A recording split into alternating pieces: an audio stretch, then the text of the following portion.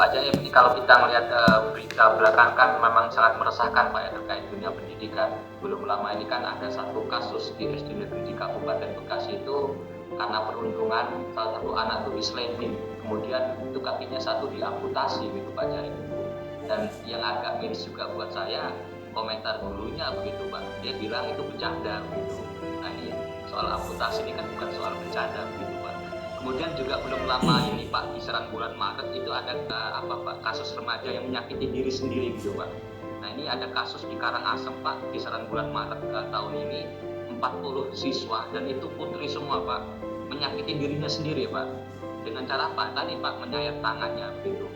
Nah kemudian Pak, kalau misal kita kaitkan dengan pusatnya Ki Hajar Dewantara Pak, itu kan ada alam keluarga, alam sekolah dan alam masyarakat.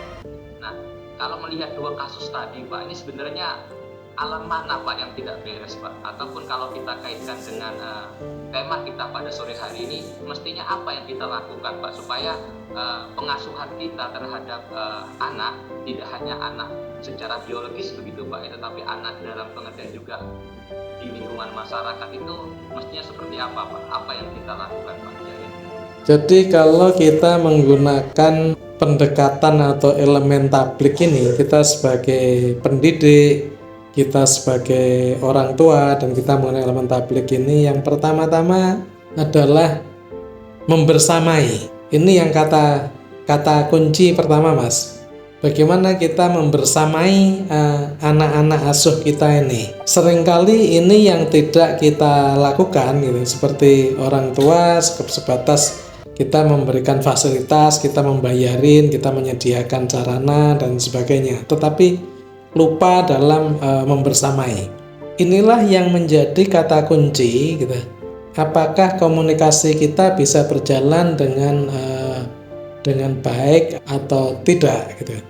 Yang tadi Mbak Wiwi lewat chat menyampaikan bahwa komunikasi ini soal sensitif. Bagaimana kita sensitif dengan anak-anak yang menjadi asuhan kita. Komunikasi bukan sekedar kita bicara, sekedar kita menyampaikan, bukan itu. Justru itu langkah berikut gitu. Komunikasi yang lebih kuat adalah harus kuat dulu komunikasi nonverbalnya. Dan untuk bisa kuat komunikasi yang nonverbal, kata kuncinya adalah membersamai. Nah, membersamai banyak yang bisa dilakukan gitu. Antara lain seperti yang saya kira teman-teman sangat menguasai semua tentang pentingnya bercerita ya pada anak, membacakan cerita pada anak menjelang tidur, itu contoh membersamai. Atau ada anak yang diajak kecil jalan-jalan sekedar begitu menemani gitu. Itu sudah membersamai. Ternyata untuk anak perempuan di usia emas, ya ini masih 5 tahun ke bawah, ketika anak-anak itu mendapatkan role model yang kuat sekali dari bapaknya dan dia diperlakukan menjadi anak yang kuat dengan model bapaknya yang kuat, maka anak-anak perempuan tadi akan sangat signifikan menjadi pribadi-pribadi yang kuat. Konon di anak laki-laki ini tidak sebegitunya. Tetapi sekali lagi yang ingin kita sampaikan adalah yang pertama-tama adalah membersamai gitu. Bahasa lain yang sering dipakai adalah punya quality time gitu.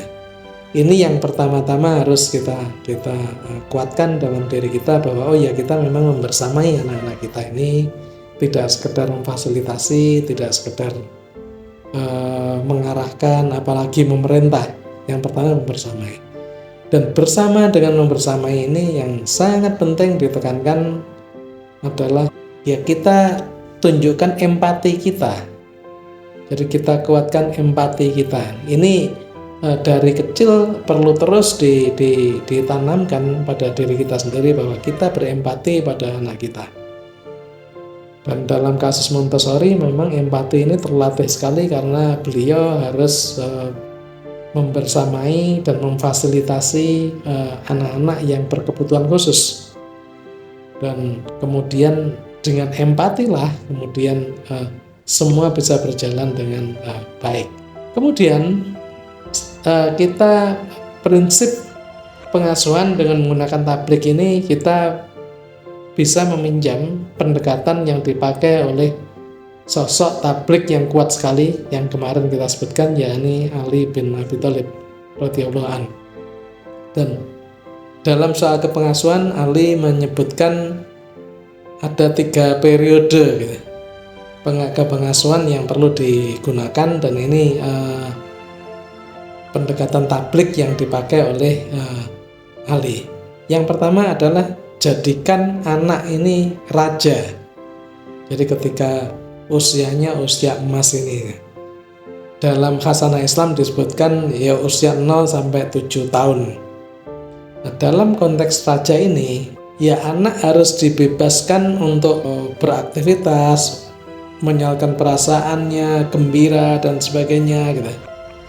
Walaupun tentu tetap ditunjukkan apa saja yang rambu-rambu yang bisa membahayakan, yang semestinya tidak dilanggar. Tetapi prinsipnya adalah benar-benar perasaan anak ini dibebaskan lah, tidak diikat. Dan Rasulullah SAW juga menunjukkan dengan sangat jelas masa ini ketika bagaimana beliau memperlakukan cucu-cucunya ya, Hasan dan Husain gitu, yang sampai sholat dibawa dan kemudian sholat bergelendotan pada Rasulullah yang sedang menjadi imam dan sebagainya, itu dibiarkan. Dan ini anak belajar dengan cara itu. Ini tahap pertama.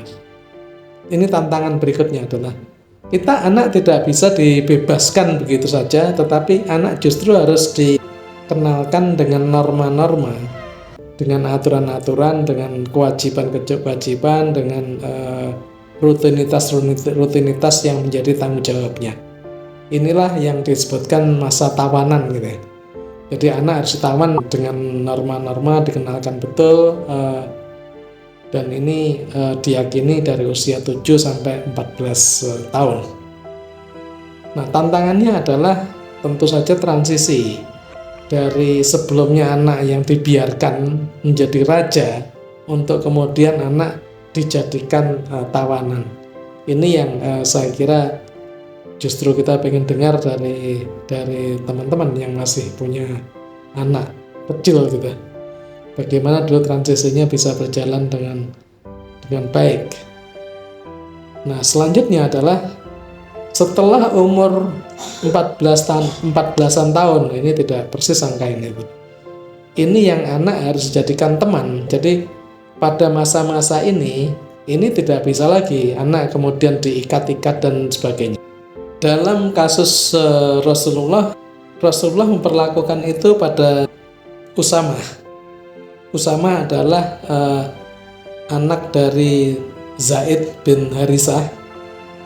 Zaid bin Harisah ini adalah anak angkat dari Rasulullah dan sempat disebut Zaid bin Muhammad, tetapi kemudian oleh Allah diingatkan untuk tetap menggunakan latar aslinya sehingga Zaid bin Harisah. Dan ketika Usamah remaja sekitar 14-15 tahun gitu, itu Rasulullah sering sekali untuk secara khusus mengajak diskusi dengan Usamah. Jadi anak yang masih SMP SMA gitu kurang lebih usianya, itu oleh Rasulullah diajak untuk teman dialog, bahkan teman dialog yang kadang-kadang membuat orang lain agak heran, kok Rasulullah ngobrolnya sama remaja. Inilah prinsip-prinsip yang saya kira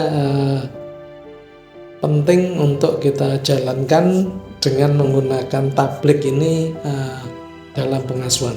Jadi kalau kita terus menguatkan diri kita, membersamai anak kita, kemudian kita mengasah empati kita gitu, lalu kita perlakukan anak-anak kita sesuai dengan tumbuh kembangnya gitu, menjadi raja, menjadi tawanan, menjadi teman, ini insya Allah akan baik.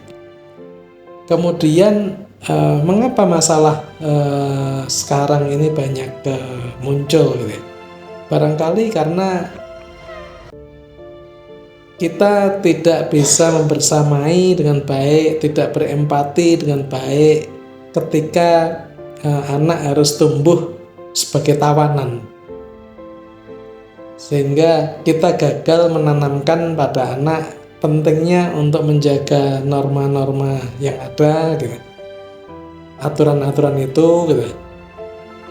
Akibatnya apa? Ketika kita gagal melakukan itu, maka anak-anak melihat aturan-aturan dan sebagainya itu sebagai kekangan, sebagai tekanan gitu, yang kemudian bagi dia itu beban yang harus dilawan gitu. Karena dia tidak melihat betapa penting dan betapa menariknya justru norma-norma itu untuk membuat hidup dia lebih baik. Itu satu. Yang kedua, ketika dia tumbuh menjadi remaja gitu, orang tua juga kemudian gagal untuk menjadi, atau guru gagal untuk menjadi teman dari anak-anak tersebut, sehingga perbedaan pandangan sedikit oleh anak-anak sudah dianggap ini orang tuanya toksik ini, jadi harus sulit untuk diterima untuk menjadi bagian dari diri saya. Ya, terima kasih banyak Pak Jaim yang telah memaparkan tentang beberapa unsur yang bisa kita terapkan dalam pengasuhan terhadap anak-anak kita gitu. Mbak Esti bisa cerita ke kita nggak Mbak terkait pengalaman di lapangan terkait pengasuhan ini Mbak Esti? Tadi Pak Jaim juga sudah menjelaskan panjang lebar terkait elemen tablik dalam pengasuhan begitu. Kemudian kalaupun ini kan Mbak Esti pelaku di lapangan, boleh cerita Mbak pengalaman di lapangan atau mungkin memperkuat elemen tablik dari pembahasan yang kita fokuskan sore hari Mbak Esti. Kalau untuk pengalaman di lapangan, sebenarnya pengalamannya ya ke pengasuhan anak-anak saya sendiri ya. Anak saya 4, kalau dilihat-lihat secara sifat kayaknya mewakili 4 ini Pak. Anak saya yang 1 dia belajar tidak perlu disuruh begitu, dan memang namanya cendekia. Kalau belajar udah nggak perlu disuruh lagi gitu, jadi bright gitu. Mungkin tapi kalau dikaji secara keempat-empatnya ya memang mungkin unggul di yang 1 tapi dia punya kelemahan di yang lain ya. Jadi kayak tipikal seorang pemimpin, cuman kemudian kalau mau menolong atau melayani, nah itu anak yang kedua. Jadi yang kedua itu orangnya menolong atau melayani orang lain, tapi kalau masalah pengelolaan emosi, nah dia problemnya di situ. Terus kemudian yang ketiga itu adalah anak yang pendamai. Makanya waktu saya pikir FAST gitu. Nah, yang berarti yang keempat apa nih? Apakah yang kuning gitu kan? saya lihat dia, tapi kayaknya iya gitu. Terkait dengan pengasuhan, yang pasti kalau pengasuhan itu ya setidaknya ada 2 pihak terlibat di dalamnya ya Pak ya. Saya kebayang gimana kombinasi ayah yang F, kemudian ibu yang dominannya misalnya ibu yang A, terus kemudian menghasilkan anak yang seperti apa, mungkin bisa mulai nanti dikaji. Kalau Rasulullah itu semuanya unggul, kira-kira ada nggak ya karakter sifatnya, misalnya bagaimana ayahnya, kakeknya, pamannya, ibu asuhnya, ibu susunya gitu, itu berperan dalam pengasuhan Rasulullah, itu sifatnya membentuk Rasulullah yang seperti itu. Satu. Tapi kalau yang saya sekarang, kasus pengasuhan yang saya soroti justru betapa orang dewasa saat ini menggunakan istilah inner child atau luka pengasuhan untuk ya udah beresin diri sendiri dulu, terus kemudian inner child-nya begitu. Tapi di satu sisi jadinya agak kayak suul adab ya, kalau dia hanya melihat bahwa inner child-nya pada orang tua, inner child-nya itu hanya inner child yang terluka saja.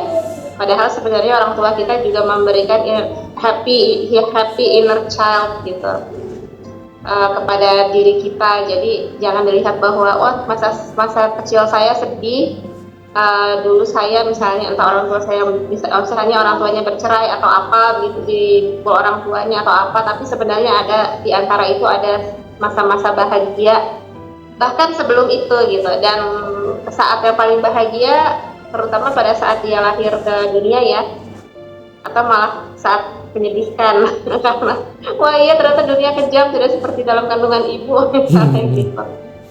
Jadi kalau buat saya case pengasuhan itu sih bagaimana seseorang menerima dirinya, titik dia kembali kepada dirinya ya titik dia kembali menerima bahwa dia adalah hamba Allah gitu Pak, bahwa dia mesti ridho dengan segala kehendak Allah, baik dia dikasih yang baik maupun yang buruk, itu adalah jalan dia untuk kembali. Kalau saya sih lihatnya begitu, simpelnya. Saya sedang mendampingi kelompok perempuan. Jadi di sana ada banyak case dan terutama kelompok perempuannya itu spesifiknya ibu-ibu. Jadi dibagi ada kelompok anak muda yang mau akan menikah, ada kelompok ibu-ibu dan ada kelompok yang lebih senior lagi yang mempersiapkan kematian katanya. Jadi kalau di kasus ibu-ibu pengasuhan itu bukan saja ibu mengasuh anak tapi ibu yang berhubungan sama mertua misalnya. Itu mengatasi konflik mertua menantu sementara dia mengatasi identitas dirinya sendiri sebagai ibu atau sebagai anak yang dulu orang tuanya bercerai, seperti itu sih Pak.